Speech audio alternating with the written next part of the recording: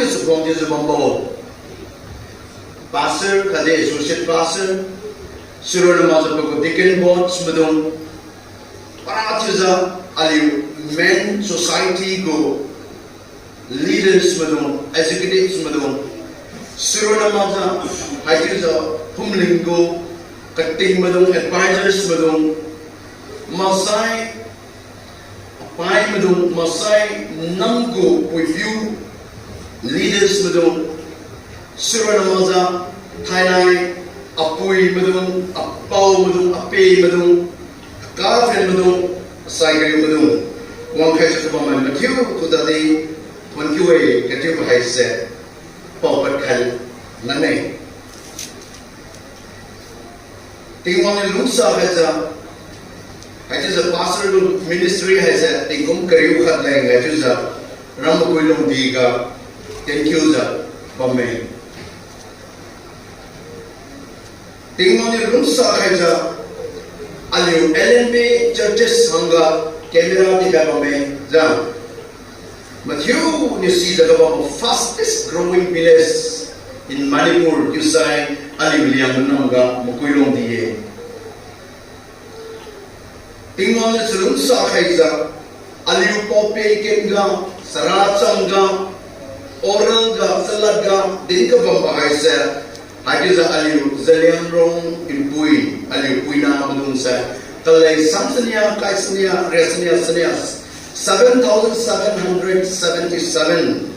This is a Longkava Madunto, P2 Sakai, P. Magiu Kai. This is a Makut Kaikamambo Kadi, Patam Gui Viset, Hanai Wanda, Idi enjoyed you from Manu Zagasunia, Idi Atsunois Domain. Surana within 10-11 years ago, I think the same thing to see my day.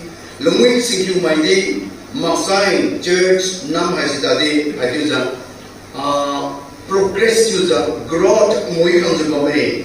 Just as you link that day, the Haitu Sankai the Bolo, the Kubudi, Dinkani. 2015, January, February date, the installation come Kaiser, I think that. The Kum Kat go, I think that's an Kamuamuga.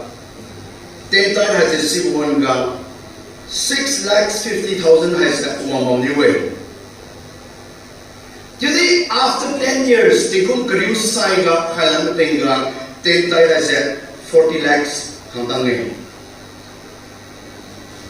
Missionary Kamkat Kaise, 2015 gun, Harka Birai is on the way.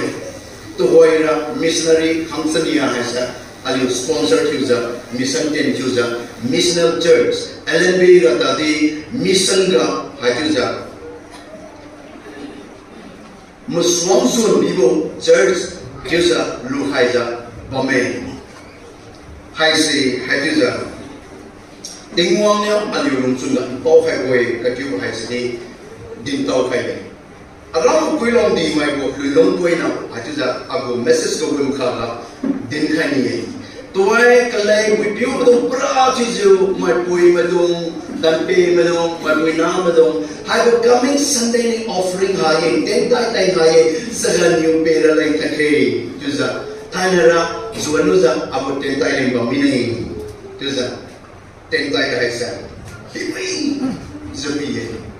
Ina 11 years from Hamatinga, Sunday near Swamkahavo, Dowe, Sunday Katgahaisa, in the month of November, Dasai has a Sunka 3,30,000 has a 10 type 1 tongue. Pasai next Sunday of Palamatinga, 3,20,000, I use that Sunday near Longa, 6,50,000 has a Sunday near Hatuza long. Toira I Hamuanga, Salom Siamju Tirama, Harjo Tirama, High State to the Atu has a Sanskiu, Hatuza, Abu salary like Bibam Yue. Today, kind of around 29,000 a lane, Hatuza, the UK.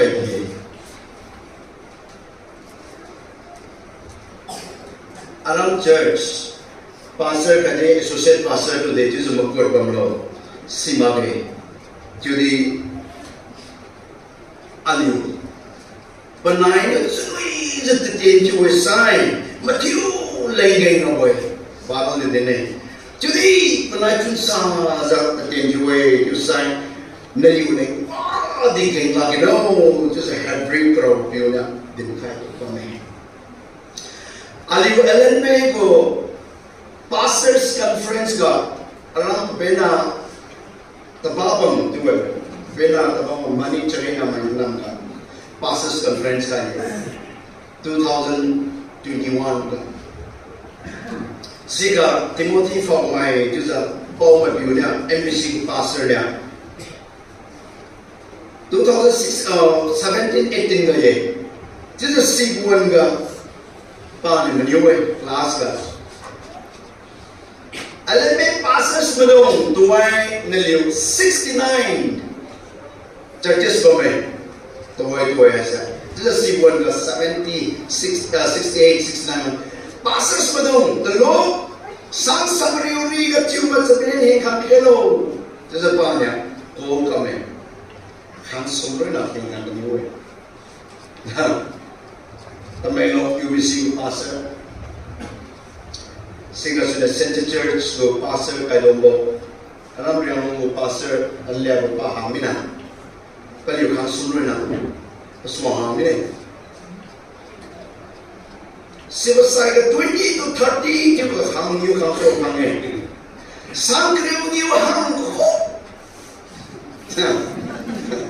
Pastor, the majority. Sankriyo Munyo ang 15,000 below salary tiyo mo sa.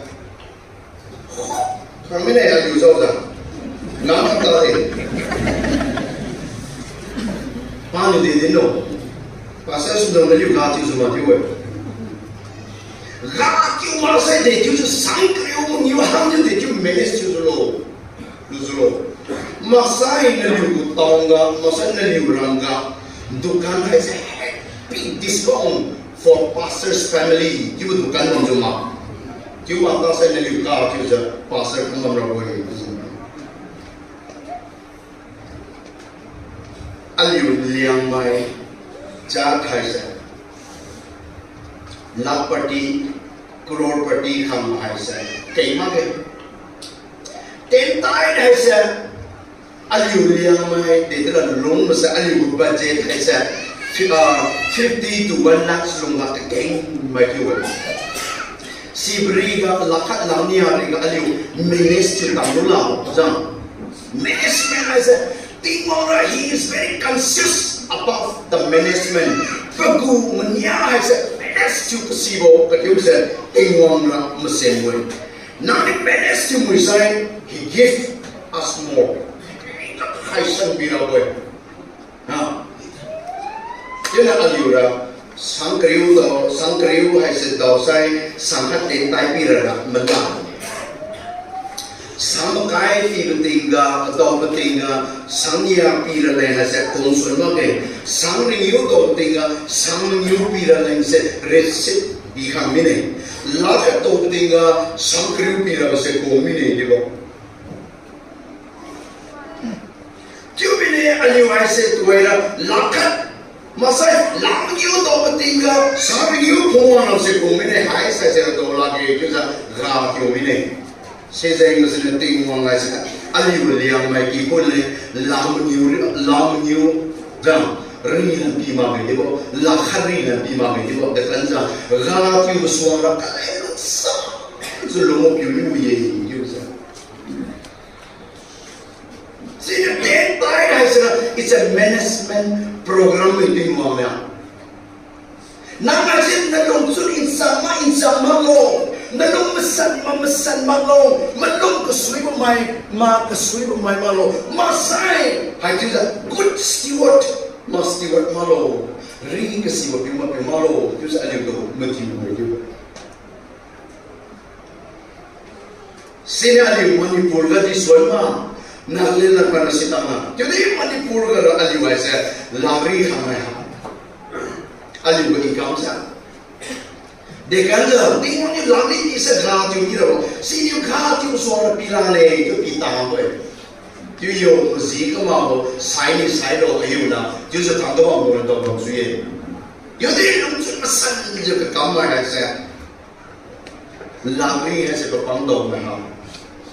就这样，那里还是买帮就是马上买行啊，都会当地就是两还是用这个没。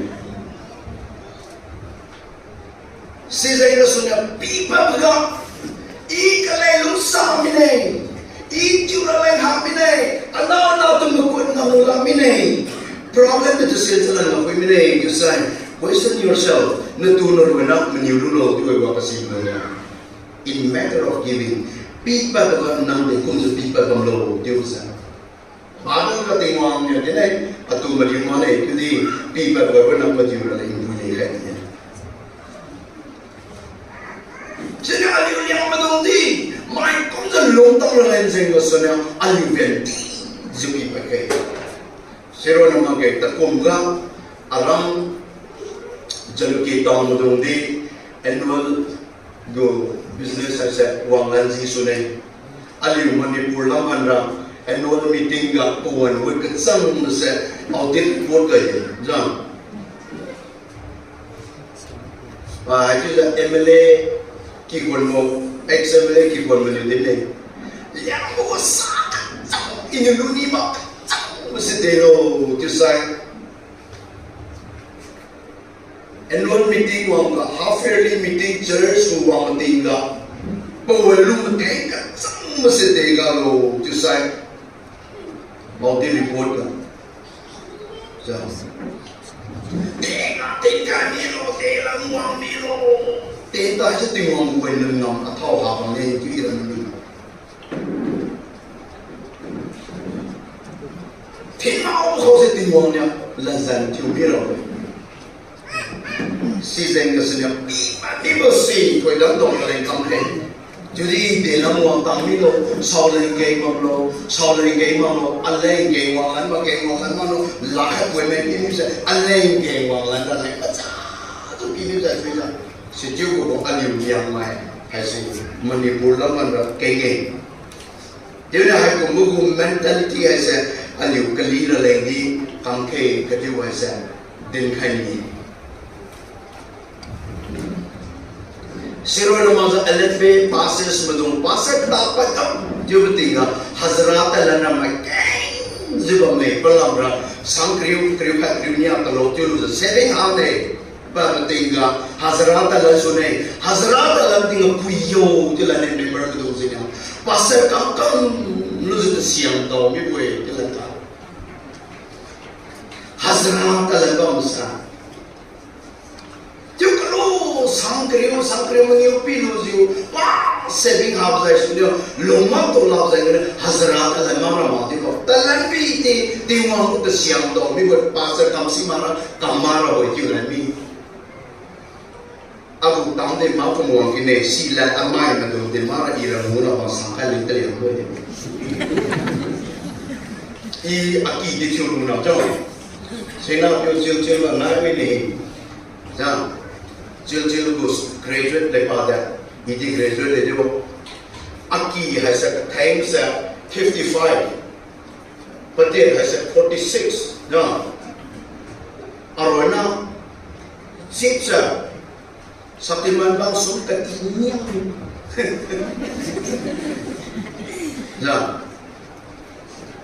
we will block haisa sibukang haise pekha jo inci grimudai group se inci senia sibukang se 2600 bakang di timur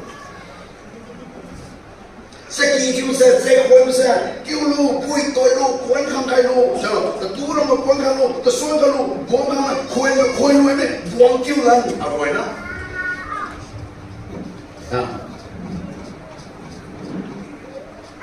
mainnya pasal tapa bertali tersiang dom ni boleh cukup title ni ni bagi ni kok senior Aliu hai se ting mong tian ju bu se kong mi lai ju bu se I as a pastor khat ju za abu experience la nya din khai ni bu I do I pastors council ka tadi ya ju sa din mo boy aliwo masters loyal za doctor loyal za LLB ka toy pastor ka mai kai hamine theological literate ka to mai pa sa layman ma dong pastors ka pong boy sa LLB ka 80 churches mo sa theological trend kam marwang mine Jadi tu ayah saya pernah jadi pulau area masa village dan bedongsa. Hai kata alam pulau ni, mamnyoi. Alam ni tamai, soal mama tidak. Alam mimi dia kilo angkat kelai makan kain miru na mine. Sika, kalau kita students tu, itu lunen bo, masters tu luza. Kalau sampai ke dunia teologi, benar tu makoi so teologi ga sering kebab semua benda. Anak mereka pasal orang itu kalau schooling aja high school aja high first class para day, jadi Zam, masa pasal kebab, jadi Raymond dola, anak membuat dola, sang kriu menyuai senyap, manage orang bawa, tiup sekong kami bertinggal, bagu private ministry sekarang lagi kampung kerja itu. Kita saya aliu yang church ini nah je, lemon theological train kami mahu dunia, pasar kami revival wangan sudah diwa. Saya, hai dola di aliu jalan kita orang church saya zone ke kami. Kalau England kan church zona mezam, have problem to one. Sini pastors kan tu mahu dong turun. Hai tu jadi perlu tu, wih, itu semua kamera lain tadi. Hai tu support fellow kerja hai saya. Hai tu jadi din hai ni. Nai bang sebenarnya melingga idin sono gumba ke. Jadi as a pastor katiuza, as a youth president LNB youth president katiuza, ina aku turut bertinggal masa church president bertinggal problem face juga bang masa katiuza women ngau ini bang, liang macam tu sebelum saya first got church kali mungkin, nam macam kau kamu ni buat authority hai saya liang mana. Alim yang culture bilas authority ka we misal license domain ni bo so sabra le ni sa chu sa tapwa so yu jadi church sa toy masters with theological trend born again with only what na kam seng so ne liang mai se poi na ngoi ba ko no Joseph ka bang ko ra sa kam sa la mi yu sai alim lo sa tewang mo siam do ra we se seng so ne se ju mi tu ke ke bi se rai na sa din tau kai Seron nama alim liang mai sa dekon jenuh menyorong alim kopekin ka head hunting ke ina jil ka bang tribal religion manga liang culture liang mai lulungo ina study kamating ka liang mai cha sini kasau zatle sekarang tu ka bau zatle Anak jenero ipui medong fita, meruang medong, ze medong, pui medong, liang lagi tu toy terasa toy maksai, setan sima betul. Cuma jatle di bawah liang macam. Piuma kamar kacau sah, sepida lalai tapi tinggal, sepi zulu sebut masa kamu ngamui, tu liang macam aja. Si kumbo takik dia macam. Sino naman sa saka ang tinggal di kibo. Iya sa ipapui pala to gay way. Kibo ka sugen kizo mo sa dali yung masa.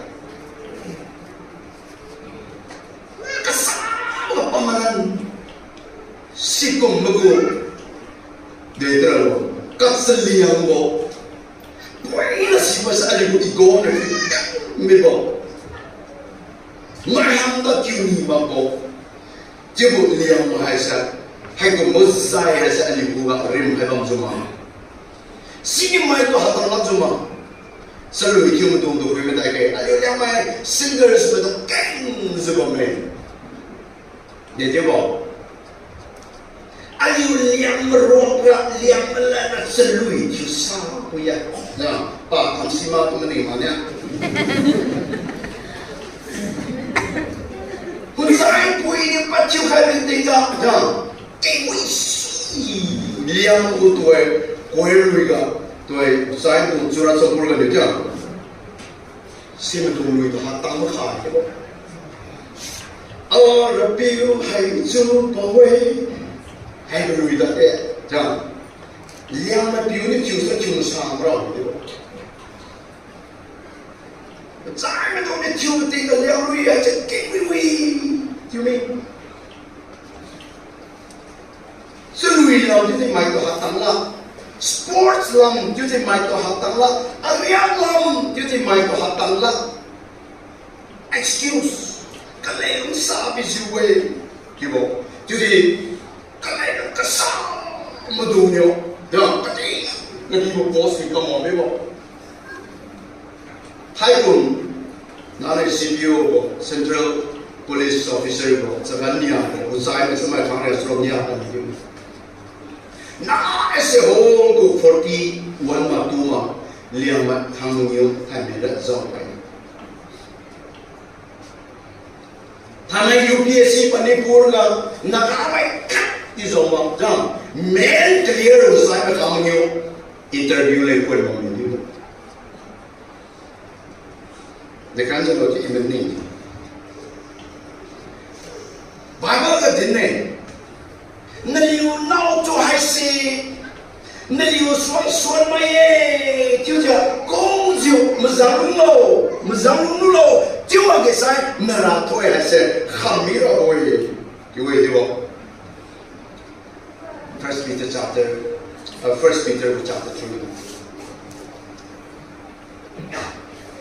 Aliura kaya tanpa main. Jadi tengok ni pokok kah. Pelam aliura tu ya saya. Kami ni pelam aliura yang main. Saya tenau tenang tahu tikai. Kikun ka tu tenang tikai. Cuba saya ngau pelai. Usai merasa main. Acabou,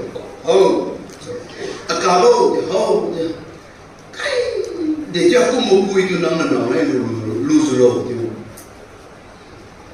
não eu sou mulher não eu já acabo as acabo não se mal já a mix na meio do caio não tem cuido eu sabe já aí que mito não que mito harap din ako nung sige ni amit sin na may kakayo na kwenta lo ya ano sa uy bila ya may nasali yung sino sa piliw na hindi kong ngayon aliyo kanay papiyo madon tingwa na aliyo ratoy jiw kaysa aliyo na huga sunya hakyuza segan Masai panjang ketebo, leader kewibo, preacher kewibo, scholars kewibo, pada lengkeng kesana, aliura koi hese, poka kai tan dan dulu kai anak tu konser musuh kai dia hese, dinto kai.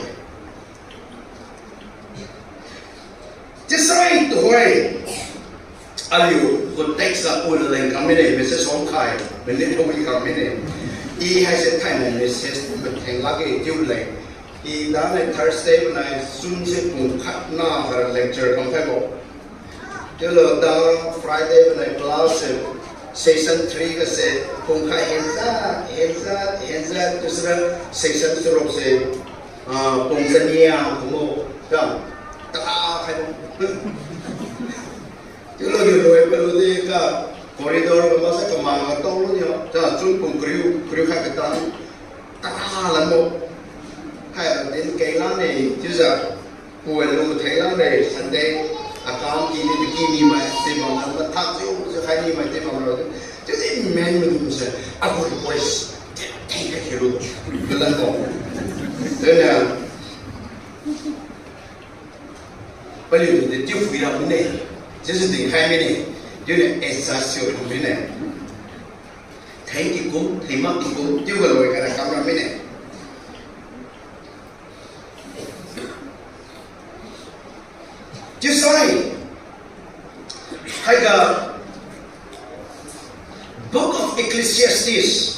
dinron mai Ecclesiastes Tiubugu perambah sa dinron mai masai preacher yusufu.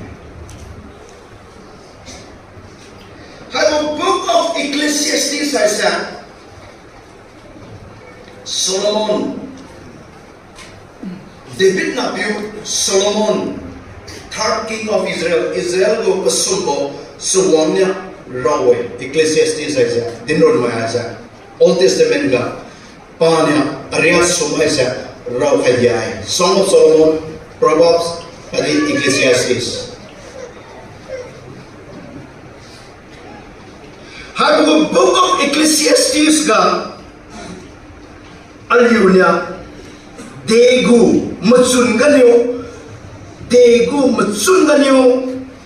Solomon has a raw blow you say all human endeavors apart from God lack ultimate value. Aliw ni matan kabambo, aliw ni few kabambo, aliw ni matsun kabambo. Haisa tingong zau bagi saya has no value. Batai itu dah pemanhai. Juza, dine. Bagus testimony has an autobiography of Solomon. Solomon bagus testimony. Oh, lungkalan ramai sekian mai kadi periga lungkalan ramai. Akum ziu pi maulan ni maralai. Akum ziu betako keriting sekamah ni maralai. Irau kajiane jusa hayo ampui has a suilan ni maralai. Atu kopi kami maralai. Julu sepeli goreng tiga regret cumi maralai jaga sana. Irau kajiane jusa rokan. Sino kaning ting madungra mai go kamaubo mai go kasuaibo masai mai go kamta kamabo failure ga sunya mai go rating alyo kien luza si luza for rating kali luai juri kapam dora hai si mawe hai ga tasra nang zong kara si zong lu sabah ki ka to boy kala ripala luza oh mawe di bokta si ko mai ba me Jadi anjing kambing ting mai cuza, mai ko kamau ko sunya, mai ne tiu mane, mai yo si tiu lan talo cuza rau kai ko bam ka se, anjing di pelung siza, longke ka tiu se, tin kani. Ai Ecclesiastes sa pa hin mibo wonga rau kai backslide ni bo. Juza pa tan ko wang wonga. Ko ko renting pa ne few kai kamibo.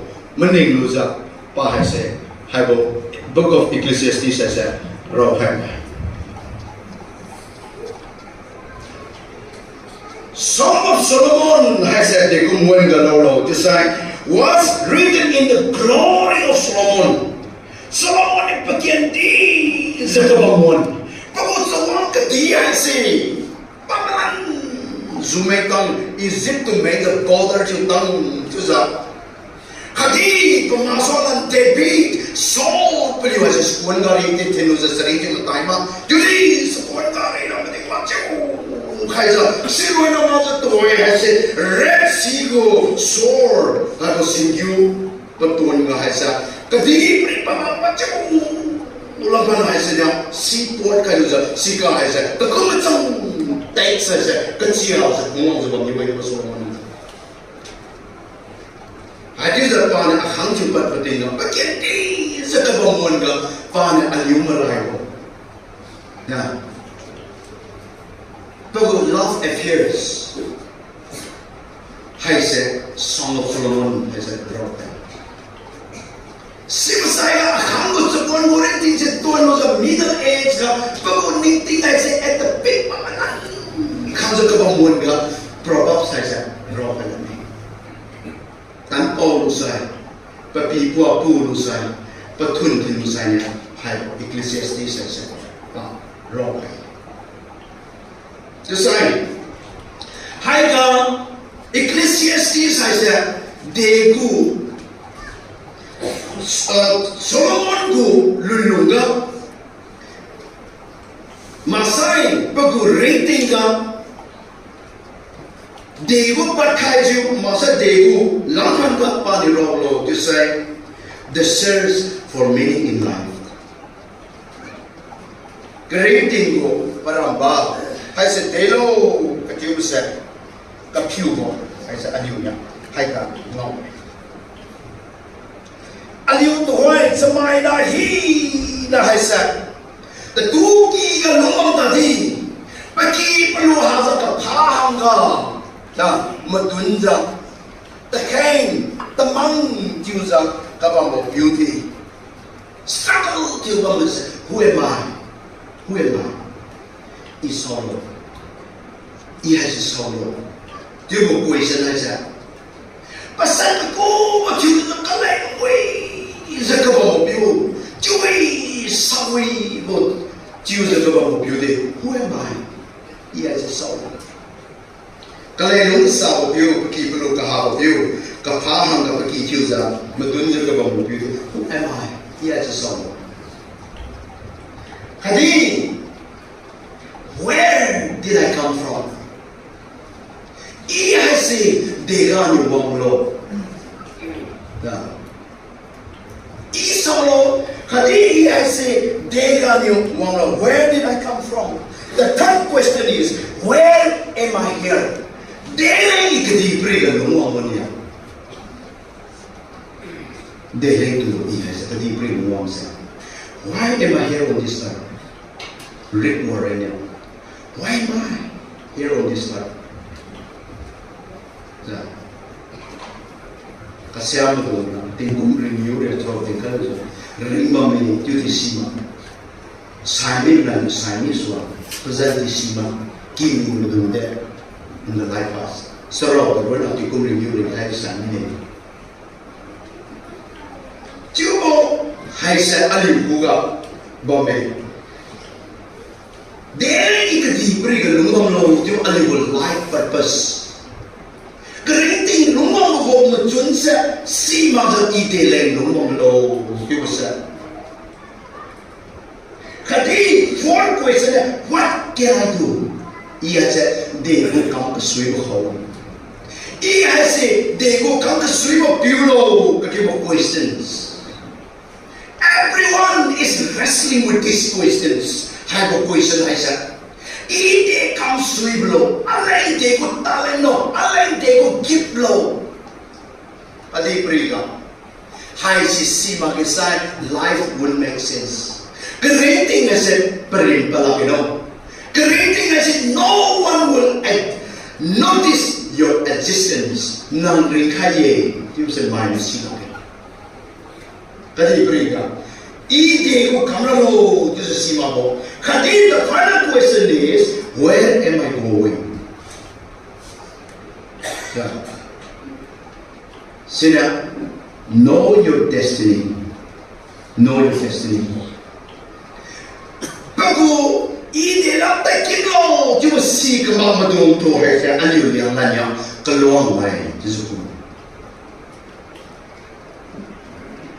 jadi saya kena harga semua kaya kaya sungkan betai kau kemana dong, nang di dapat tekino, cuma saya si lagi bagaimana? Masai, rintik karena ni, tiun sabloja saya ni luar ni. Just you, Lunkarama, Idana, Ali Ukraine, we have only one life. Ito ay tingkong atay sa niya, mine. Along sunada di has a lungrabo, ringrabo, kadi prega, ringrabo sa kang rosa, tuway na kang mine. Masukwang na niboy. Now, masukwang na niboy. I along sunga jumani I has a tekung rescue kaya I long tanglang juicy money. Jadi they want a money they go money sima. Jadi I has at least 70 to 80 kumra ilong sune. Jadi inya calculated in a subway. Just atay sa niya, misal, the sun has atay, has a curious, the sun sa niya has a don't kill how many you. Just say, tak kami mo tingkong makai samriu is a wasted life. Amaninga inyo lung khai kanibo, tak khai kanibo, chiu khai kanibo, din khai kanibo, ide alain sani pum lain. Abo ready papan lung khai ni now. Jadi meli sa kawan ita siam na. Let I has a selfish jula tingwang lai pi media is bitin ten juki.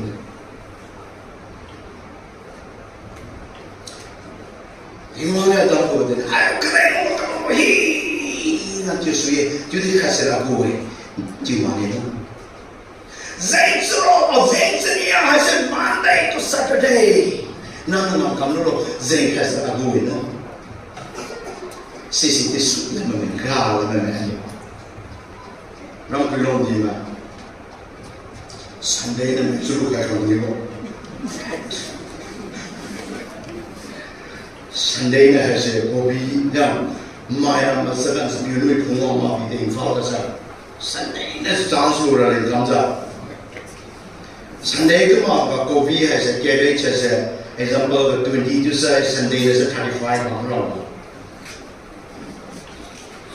Dia Manipur ka makuilong din ko kobi dia si kuma bahai dia ko dia naga mai puilia mai pui father saraki kiu no dung hai se Kopi sebelum masalah kulo di puidunge, itu sesibra lagi imam nama tahu. Nak ada sih, betul gila. Sunday na itu lo, ide direct mai lo. Tersiang tu orang betul kita orang pasar tu hapan lo kira, kiu itu lo. Sunday na lo, seminggu mana, saya makan. Sunday na sekarang tu saja bangsa ini sekarang tu ibarat doa itu kan yang gihai juga. Itu lo, pasal aku tak akan tu lo tu. Bomo, nah, zuni gaya, thank you besar. Jadi din kalau sekarang ini, beliau asyik betul masih tekam tu sesuai dengan ini. Pelung san hai se tekam tu se lampel tu se, dia terlalu. Saki sabo we debo. Jiwa mo wa thai mo. Khosle sakan kyu ge pale ko mo te kyu mo ski ju sawam sa gas box na sai ga se kyu sakan ko sakan amade ko amara ko ai pasarla phunki sa hai sai ra ko kyu ni kamabo hai se aliu kamara sini Sunday kerja besar aliu tinggal lagi alain si maralai kerja besar dekai ni pun sini tanai harga wangan ni nang ihasi kerja berikat dengan kapralo tadi dengan tak kimblo kerja besar lah Abu address ram seeking. Know your destiny. Keluar ni masa. Zong meniu mo view tadi. Hanya ni orang silam ni juga. Puiki na pergi thalo. Drainage la pi mi hengalo. Tu agi wang te. Ush, you go see what. Ya. So. Kamu ni pergi lah orang cuma address dia. Jadi wasi aki wangan sita mi bo, mai bo me bo. Sini know your destiny. Israel mah sini kamza, izin kadi lang takim o kanan kadi zon kimboy, tu sita maka tidak meriuga tuai wangan macam. You think Sinai pi guys. Tinggal ni itu Deuteronomy chapter 1 verse 6. Hayo, luar ka na you. Bawa tenju mine na you riguri ziki kapal uza tahola sulo. Abu address si kami khora hajiza momenza to likhaza non da to ka bang suye. Na, mengapa ka to ka bang suye? Jadi libo bagu destiny si kami suka không có bất kỳ là lòng biết đâu vậy chứ sai sẽ có kiểu sẽ có bộ rating là testimony gì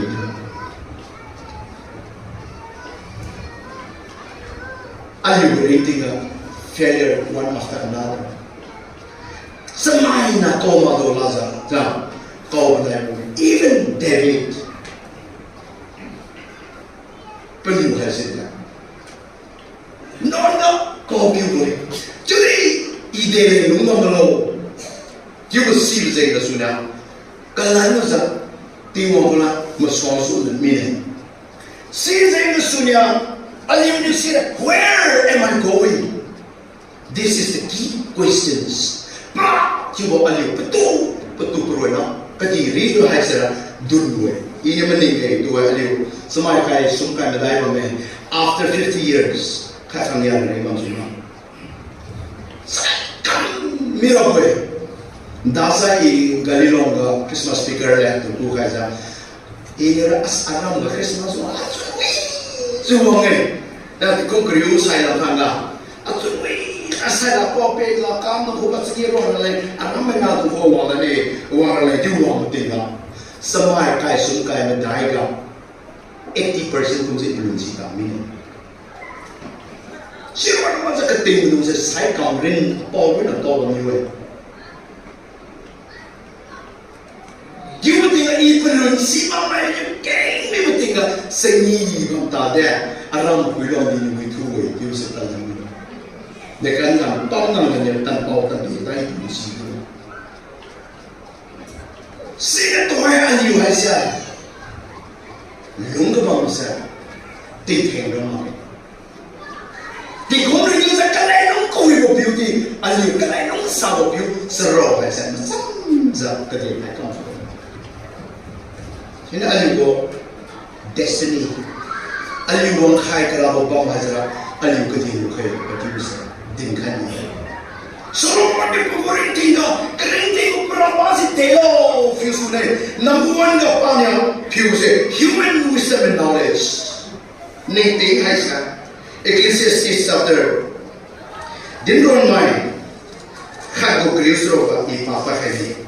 Dinron mai, khago kriusro ka jisne. Arwana aku kadinai, ihai samai kadin mai kacumi deh. Jerusalem ga amaswang muwama hini na swang iwa sinkiwe the same thing inyo sis lude 17 ga the same ay kapambo kadin ning tingnay kamay mo kaka sitamura ni inyo matande juli inyo silubosi inyo tingkay to hatay kimbo kumay Paano meningin? Ia has si misai. Ia has ningting wisdom, kadi knowledge sa aku ga pamita sa aku life purpose. Ika di pri ka dele ngomolo. Kadi ite ngam kamalo. Kadi i has solo. Kadi ite ngam ngomolo. Kadi ite ngam takimlo. Kadi hai tu za, aku rinting hai sa, perang bahasa delo, tu za isi buye, tu za bang ni ting hai ting mon kita.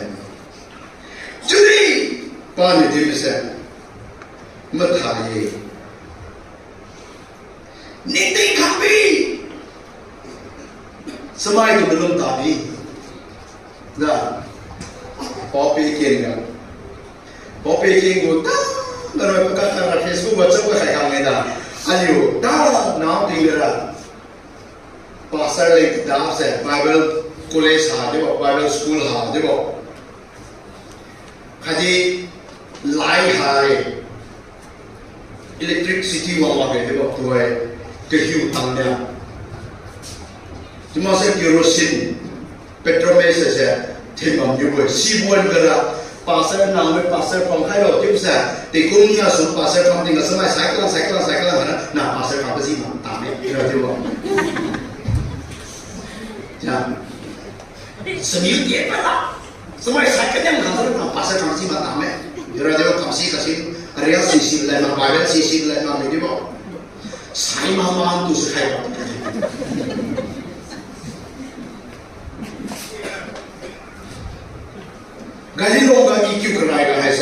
together like you sa criteria number 1 na chetelo just born again bagi dio Petro Mesan kasi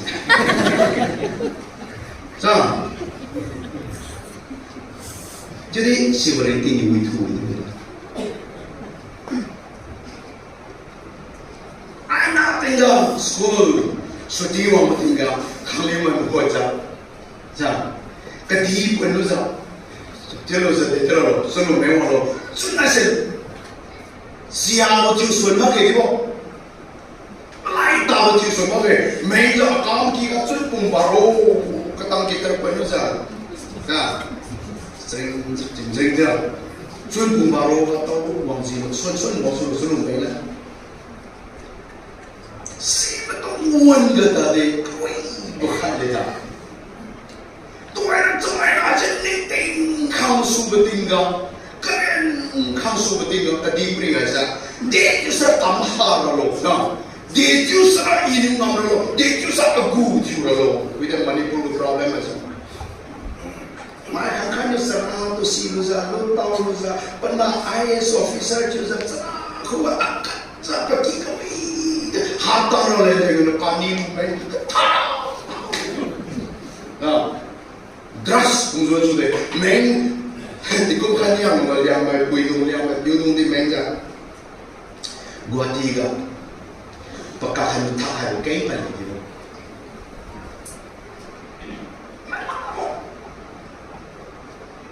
mai mo yang ni besa to si de lo nai ka es abu former youth again you go to hai chứ giờ thằng khác hay sẽ tốn thằng này ra cái gì mà theo được sai này ra cái gì này mà cái đó building cái constructs the zone đúng cái cái gì chúng ta tạo được lại sân bay thằng khác nhập sẽ hiểu cả giờ sẽ làm làm tiền sáng cái tay thì hiểu đâu sẽ nãy cái con hồn con này như cũng làm ra chỉ cái suy bùng mà người ta tôi si Solomon hay điều anything can be the sea can be để cho sao bốn giờ rồi để cho sao sẽ can be tự nhiên rồi sao tự nhiên mà mình sẽ sử dụng kịp hay gì như vậy cái vấn đề thì công cái sau lòng phải rồi sao ôi rồi mà chưa cũng đã hú cái sao sẽ tự nhiên mà sẽ mấy giờ liền hay là tại nhìn cái chưa đâu trên là Solomon nhá đêm sẽ tìm ngon dầu tầm mà cái xin anh sẽ chưa sẽ tu hoài là xin anh tin à aku rinting hay sao pero mà đâu cái xin pleasure and laughter and alcohol amando nuigo hadi tazao gawalan tani wala sude diwa amman mo si do mi sa swini jiza bening kale nung uibi zitiu labi amman mo sa ha me ne samai na sa haika nuigo hadi alcohol hadi usa tazao Bible ka di ko namin sa mga ito hinay to masa di ko walo katiwa sa kanya sisa ayun taong alin na mamadunde sige para Jesus sa buwan may akang aliw may hayra zao tiyo se da kiyengara may piyo mo kong tiyo lang niyo tuwira may piyo may puwi may akang aliw may so ifaga de taite min pa ba me aliw mo do zo party kam sa hang do ana ite karen da mind to temptation as they know decide that you in matter of fact simusay ka Abraham si ur kadi ka sunya kanan mo matiga no kuwi Puidi Longo, Batam Puibo, they were first temptation one so today. Is it a packet? Is it a packet thing now? But now today for around the Lumira, where Kalisa, at that way it is a Siga Sunyo, is it a good thing that we it is a Hagar to Zamon. Hagar has said, but now Sarah has a mean and automatic anything wrong, Lanet or Tana Lens and the Sunya. And young I kick as a Punya from the second Guru with Yumi and Yana Hara, senior about with Hagar to Mazam, Mazam Ismail Nobel. Ismail Bukaki Tana Muslim. Just Israel Madu to Asia, Christian Madu to Now will come Milo. Sara Islamic paradise na window just a key minimum. Sisi dega ni Abraham is zero pakar bani ni. Dekanza kati besar yang orang tengah tengok buka pakar rasulullah. Is zero pakar bani. Daniel beliau hasilnya sudah maksudnya Babylon ni mereka akan betul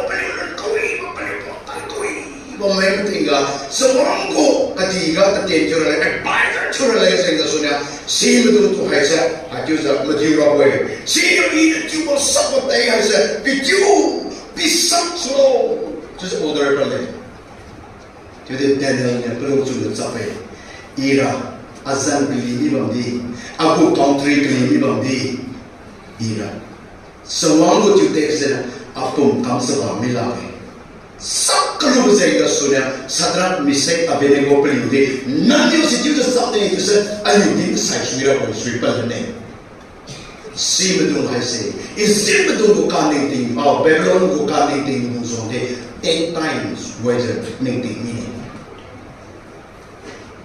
dekanda ketiu haika ketiu kesaka kehiapa haisa meri kelu sehingga sudah karena dia puidong, ayis pasir kelu buibu mado, great preacher kelu buibu mado, great pastor, scholar Bible scholar kelu buibu dosa, zaune kam hak mine, nisa per ketiu aja kam hak mine. Rapi Krista aku kata, rancu oke yang sedelo, bahaya aja sorun tiu kita, tetapi pun saya menja temptation mountain juga sebelum aja, alih saya juga menja free kan. 2021-22 nih. Sebelum ada temptation mountain ga, tiko saya natai kami tinggal. Setan mau so first kaya sedelo, hai tu kang hai sa. Nothing on I to say turn the storm into bread. To rock in with kind of job. Setan ni semua na to hiam se tiklima in matter of katiu. See that sudah you hasi setan ko strategy temptation si bisa katiu kasi aku renting sama itu aku tiup aku tapi pernah justru lengkap aku kamhar aku kini bisa aduh katiu bisa seperti itu kan hana you hasi tiup ni bisa ngene samni direct jauh sabok jauh direct talap you bahkan kasi yang rotas banyak pun dalamnya Imam mukrawal hina besar. Kalau Yesus Kristus yang akan jalan menggumah, Kristus yang akan jalan menggumah kita. Jadi mukrawal itu mana boleh jadi raw pantai itu pun dalam itu. Saya alu sila besar kecil besar sekali. Kecil besar sekali. Nang semai curu rokok, nang semai curu rokok. Lihat kau curu rokok alu kecil teknya alu itu yang kau milih. Saya oh, tu zaudi makai. Sunui masih tinggal lagi. Season great. Tuan Ali mesti. Hai ga Ali Eagles. Tengoknya Korea makai. Pani putu compare kamsa Lion and Eagles. Ini hasil the Lion of Judah. Ia juga Yesus Kristus. Lion of Judah. They can't buy a lion just because of the attitude. So puang mo di hira abu ateke. Zira ko na sebab tinggal ai sera meriu ga ini juga boleh. Attitudes. Aliut semai dah bukan dia ini tinggal ni. seizing the Sunya, lion to Haisha, king of the jungle to the delay. Taino Wandiga, Sonia Suwano, eagles. Eagles, I said, they come to danger too low to sign for vision. 5 miles. Mile menuju kilometer tersetle, 8 kilometer saja. Tinggal nak kau learn masa tersa papa kenyu bomba misa 8 kilometer seni free mau dia pemik ui besar saja. Sini ada vision mungkin itu. Tikung renew saya free mau dia ada lu sudahnya. Ni tinggal saya ada lu tuan kaki maka kui bukan ada lu tuan bau tu bang. Jadi after 50 years, ada lu saya long sima besar mai bau tu. Seizing the eagles to danger to the vision. Pamit niya jadi one side. One focus to it. 2 sides but one focus. Pani ribs are fat. Tinggal yang pensulio, bulat kumza pun kukulim sa sehingga tina ketambah tingkai mamam tadi. Ribs turun target lane. Eagles saja. Siapa nama eagles saja dia jual tinggal. Wahai secerah sini cuma eagles, Aisyah. Kerana eagles saja dia jual, jadi he eat live food, kering bo. Mainnya sekau kam sakai bo, mainnya tertan kam sakai dia bo, sekuini pun juga ada dia bo, tiang kami bo bukan cuma dia bo. Baru min keluar kering bo pun saja jual. Baru jutek set mesan set, dia bo eagles saja. Banyak hasil jual lagi, hasil jual, we saya pun hasil jual menang saya, metabolism kacau bab saja, itu jual lagi eagles. Sisa ini tinggal luar sesuatu. Sisa ini ada semua itu kerana tu, ada future kebaman, ada vision kebaman macam, mai itu pun ini jual lagi. Kalau hasil betul jual, never flocks together. Nah, kalau dia terlalu betul jual juga. Nah, never flocks together. Kalau macam lena ruang macam dia, they fly alone. Melibu. Papang mai tu, pasang mai tu. Bagu pisang ke bawah, tinggi enam, way height altitude. Bagu lah tinggi tingkai. Kenta kemibo. Where success lies. Tapi wo kau kalau macam paling me, siapa keleng orang mana macam macam ni, macam sana, papang mai tu sekarang mana itu. Sini ada bilang bangkai, ada orang tinggal khatran orang, ada yang tinggal renew sana kaya sana, dia perlu tu supaya orang macam less survive. South ini macam sana kau orang tinggal sana. Gaya lo, satu, misalnya aku reading spoil cumiro kerja besar, ayu sih. Let us learn from eagles. Sirul masa kelai hanya he loved the storm. Itong cyclone, kangkine, kamu masa terhidup. Lalu kangkine tinggal. Hena ketamahi nara sengkiu kiga, tu kiga masa sembang dia lo. Bayar sembang hanya bayar le kiu miro. Jadi only the eagles. We go kemuang riga tingkai, tingkung riga aja. Kang sepekan kepak masa tingkai nyata. Sisi he enjoy the storms. We go pinyins pekan sa kepak masa dia tingkai ni betul pon le bisa enjoy itu. Hanya di mana? Are you ready to the trials, temptation, say you against your own? Now, one more thing, let us not fear pain we do it. Let us challenge. Kalay kumza, siga aliyo, lenza, siga amanza, lungke katiwisa, dinghay, siro na mga eagles kalay kaysa. Kalay ko na may, pereng pasigwong sa. Let us learn from eagles. I ako kamo ma tu kakaraning palan ke haji ko dulu ma tu mening tu yen gila tu yen pala lang di lang ya tei saya kan dikala tu saya tei saya nak tanya lagi anau bi bisa suan lang sa kukar ka dar kalu matai curah kalu chang tei kalu sisi lang suan ni mana tu te anai ti ko krius ro krius ni ada orang sa segan tu sai tu matai mawe sini mai koi medo neki na segan kan tamak do ki na do mu de believe sen wi mai segan kan medo ti ko mu ja se ko mo na mu se spirit eagles keleng hasa papui dia papum hasa gong khalam ni tinga pereng ti gong khao ja siya anna to ti su bo ga alira mo sa anna to ro bele kamei bo sisi ma be pui ba provena ni na lu se ma be papui piu so se se ni na no bo si ni na te lu la ga khang ya wo ra siro na sa kaleng hasa papum lum papum pi makaba the first stage kamera kaleng pui hasa kadi ka thon kilo sa singke hasa ko lo sa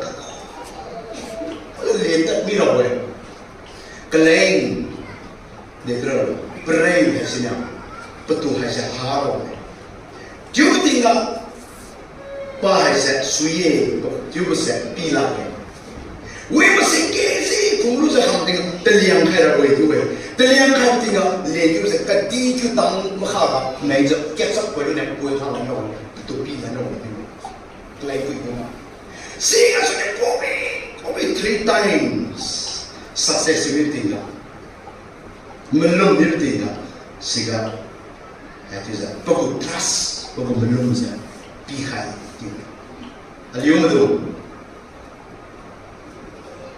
kalei kibo kibo sa bang kibo kibo sui ma ke ya mere siusa aliu yang problem hai sa I mere se ya holi mere se kam khai mine khali mo do oblong la pui menang la liang ko mere se palo za hafta khat kumara mere se ko program thana next sunday ko ngara khat ye ko no ta kha ye cha tan khai how long liang bora se hi khat tang ma ke se hi nia sun tang ma ke sina ali wa sa akina tu se ta anak ta ta ke dar we kata ke do tu su ma ke kali pri an khai bo piu menau ma se pa mesan bo kasi matung ki ham nau aw mazaw mi di complete ha atunu ra ni na no matung ki ham sa na mi ta do ti bo ni ta tan so ne hotel booking ma do la so ma khang ra ti bo jadi kon ta do si ja sikum mo pui ka manuan mo ga kadi pri ran khara piu ngong sikum mo no da ra se chu ana ka lu mai chu zo ngong ne ti sa ka do ti mo khong ai ma sai sa ra sikum ma bo chun kha ne ka do mo zo ma mo za ja sa ga si piu nui ma trust melu mo ti sa eagles mo de ale na chu sega so ne Solomon ha sina toy alcohol pleasure and great building projects kadi has a few council name sure about the landscape gardens and park karena my park my koi which is only sure about that to has a cattle breeding how harabato koi khona well skills and music will literature will sure about the military power my waju internal reputation person as kadi priga person tamibo solo was sex pui mo mo le ne kana penno kaisinia concubine 300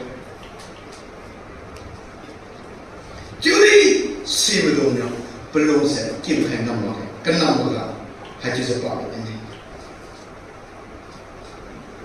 anayu wak naga Matit yang masa saya Arya kong Ron na pa Arya kong raura Pamalan Hai kadi Arya kien Machiu sa nang Siya miraway Kanang buka Wak naka Dina pangkay Tingwang tu pinsilo Tingwang tu pinsilo Sisiu Ra Tingwang tu pinsilo Kati pagod samtan situ Masay mulo.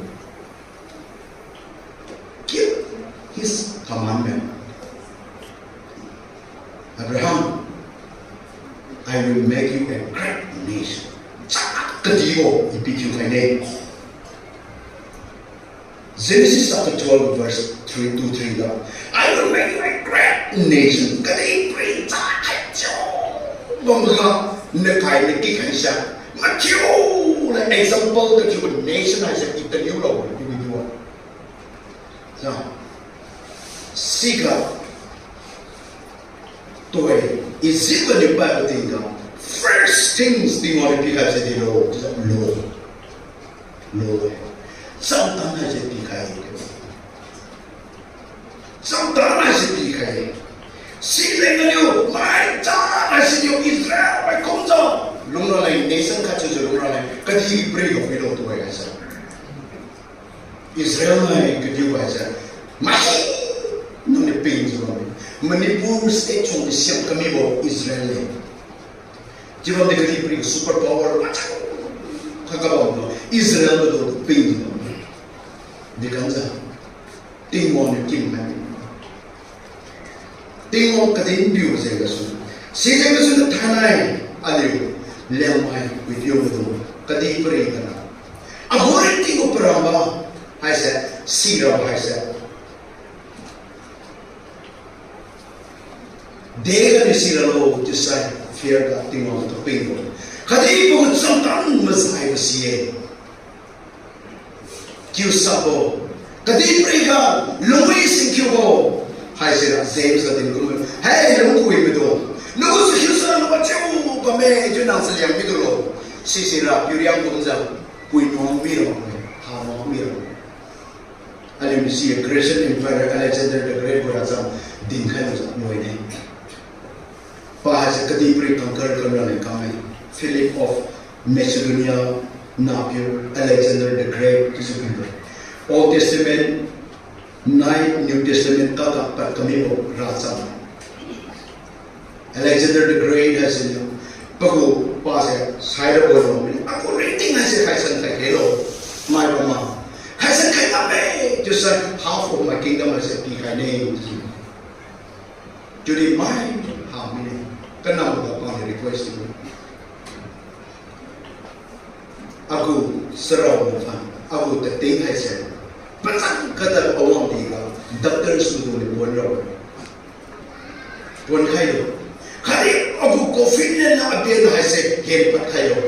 Juruza aku sero kuila fan haise aku kerja merah kayo. Sebab aku istimewa besar. Sisi aludin. Kadi mereka doktor family na berhenti haise orang rumah. Tinggal job tu kali. Job kerja berdaya. Tinggal aluku renting aja zaman haise reka di boy kalian silu lagi. Penting ni gua kami berada. Kalau kau itu, kau pernah macam kau tadi Saudi Arabia tak minat. Doktor kadipri usapi sedan agurinting puan kami pernah hayam pernah. Siapa pada kadipri hayam thai itu kofin ni lah. Pembelian pakai rambah. Kadipri rambah thai, kadipri kecil rambah sah, pegeng thai. Alexander the Great, Grecian Empire, aliu le kati kaya. Sisa yung Kadiri ka lungwezi bang tadi Krista lang ngoi hai ma besai kerinti ko peramba hai sa iha sisa masuna tingmang ko ali kerinting si tipa hai sa kerinting kadul buwan na tadi ali ko kerinting peramba si sa ita kimose Krista pamga ita kimoe katiwa si sa meaningful life is a lokai ito sa tapa kaya maturi ka tingmang ko kaya maturi